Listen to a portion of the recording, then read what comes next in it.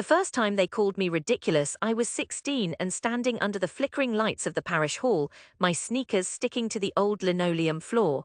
The priest's voice wove through the room like incense, slow and deliberate, asking if anyone had announcements for the youth group.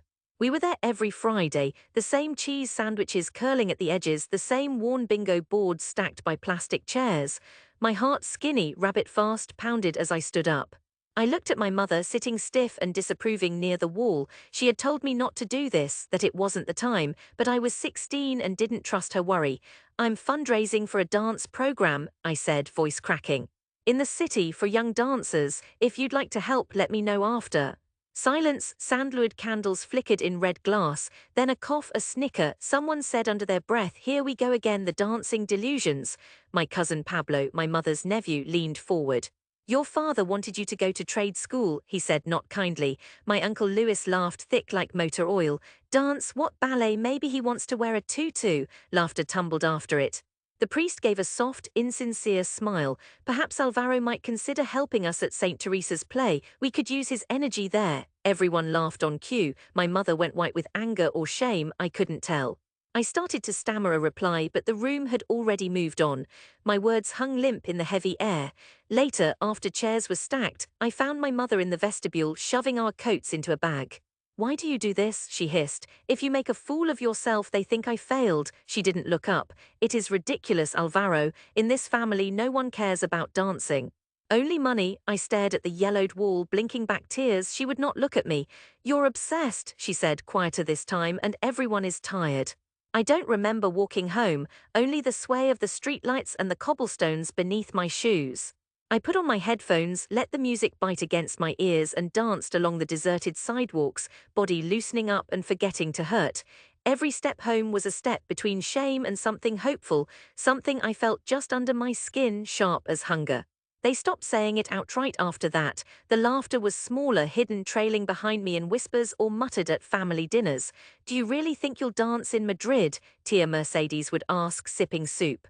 "You look so thin, always jumping around. Is it a phase? You need work, Alvaro." I learned to carry myself lower when I passed their houses in Teheran. I spent nights at the Studio 3 bus stops away, working after school, mopping floors to pay for lessons. The classes were downtown, past where the tourists went, under an apartment where the landlady cooked garlic at all hours and the air always smelled like sweat and onions. At first, my body could not keep up with my longing. I fell again and again, raw knees and bruised shins. My teacher, Marta, was slender and fierce, correcting me in sharp Castilian, pushing me harder, faster. "If they laugh at you, make it worth it," she'd say, arms crossed over her chest. "Let their laughter become your music." Still, even when I was tired, I ached to learn more. I watched old clips on stolen Wi-Fi, contemporary and hip-hop, flamenco's stamp and whirl, old black and white films from theaters in Paris or New York. I worked at the bakery on weekends, saved cents in a tin under my bed, dreaming of a scholarship somewhere nobody knew my name. In the winter, I auditioned for the National Taller for young choreographers. When the acceptance email came, I screamed. My mother's face, when she read the letter, flashed between pride and terror. "Madrid is not for poor boys from Teheran," she murmured. "Don't get lost among those people.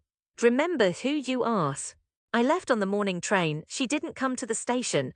Nobody from church called or wished me luck, not even when my video appeared. 1 minute, one street, me shadow dancing against a graffiti wall, wind chasing my hoodie. Not even when the clip spread around the neighborhood, half amused, half contemptuous. Who does he think he is? Madrid was hunger and loneliness at first, a city too big for the size of my dreams. The rooms I rented were cold and windowless, shared with strangers who came and went, voices echoing through thin walls at night. I ate rice and beans, sometimes skipping dinner to pay for new shoes or class fees. Rejection was constant. At open calls, I waited for hours, watching hundreds try and fail, the judges expressionless, the lights too bright to see beyond the front row. Sometimes, when I shivered on the steps of the Palacio de Hilo after an audition, I saw my mother's tight mouth, my uncle's sneering laughter. I heard their voices as I practiced alone at dawn in Retiro, feet aching, rehearsing the same phrase until I bled through cheap socks. But I kept moving, the city moved with me. I joined small collectives for shows in empty warehouses, breakers, flamenco fusion kids, forgotten ballet dancers flocking like birds around music and art. We lived for the applause, cheap beer, the rush of making something nobody could own or dismiss. Once on a sweltering June night after a successful show, a stranger in a navy suit waited by the stage door. His name was Damian Olmedo, a choreographer with a reputation for harshness. "I saw you tonight," he said, gaze sharp. "Dance for me now, no music." I swallowed my fear and moved, raw, ugly, everything I was and everything I wanted to be. When I finished, breathless, he nodded.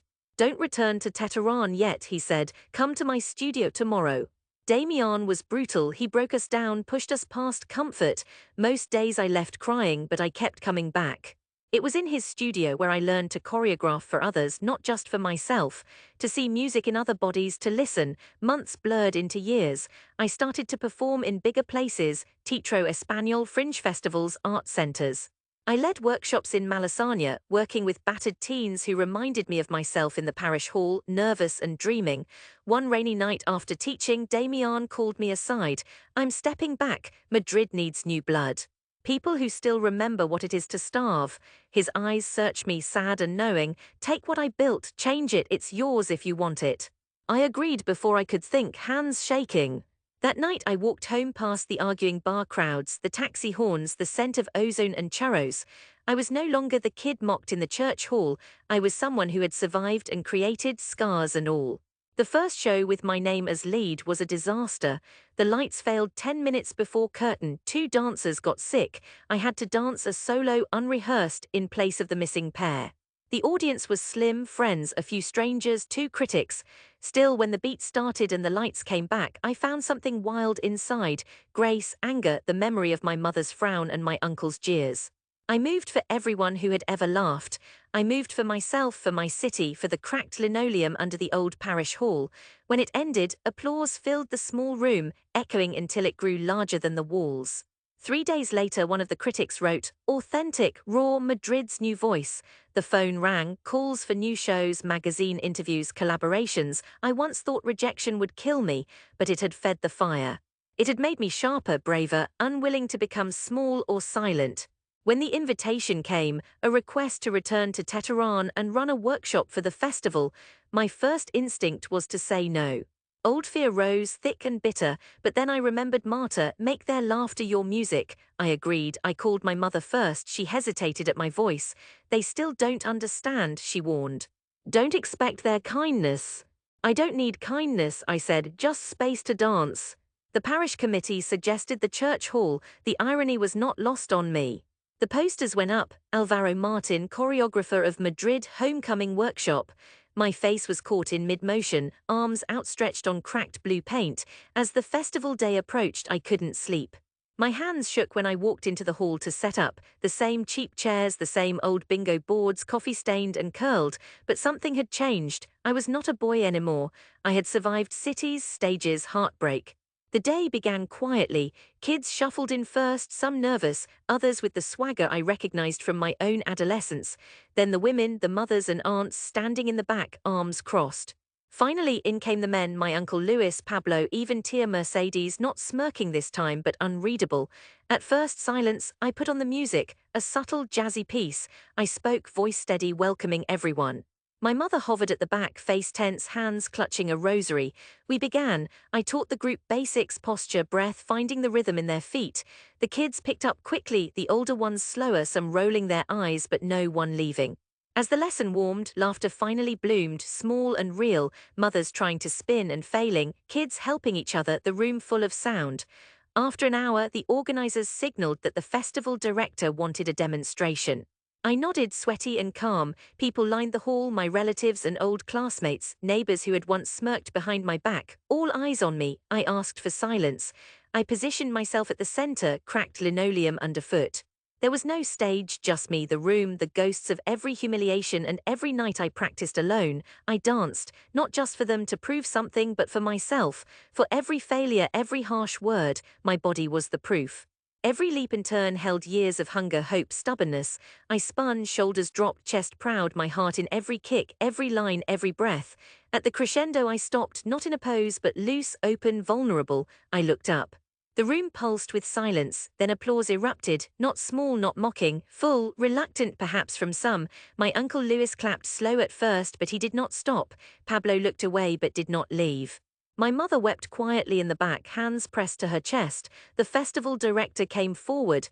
"It is rare," she said, voice ringing, "that Madrid produces someone who returns to teach where he was doubted.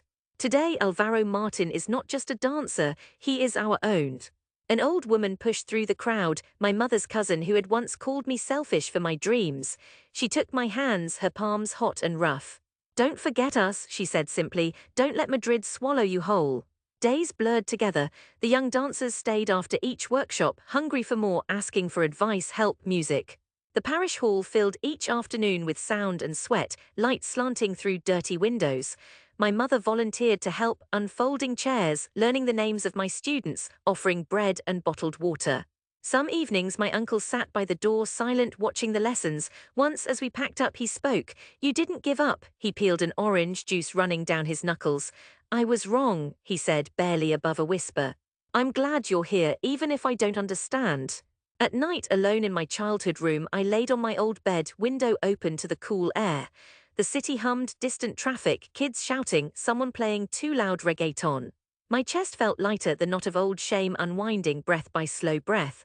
On Sunday, the last day, they held a closing exhibition, every seat filled. Some of my students, old classmates, children, shy boys and girls, performed short routines in pairs and groups, stumbling but undeterred. The applause was softer for them but proud. When the director handed me a thick envelope, honorarium for my work, I recognized the weight of what it meant. Proof, not just passion but profession, real money earned and deserved. The elderly neighbors, seeing the exchange, nodded, hungry eyes taking the measure of bills and possibility. After in the hall, kids mobbed me for photos. Mothers cornered me, asking about programs in Madrid, scholarships, what steps came next. My mother stood beside me. For once she smiled, beaming at each person who shook my hand. As night fell, the last of the chairs were stacked. I wandered outside, down the narrow street toward the park where, as a boy, I'd practiced alone.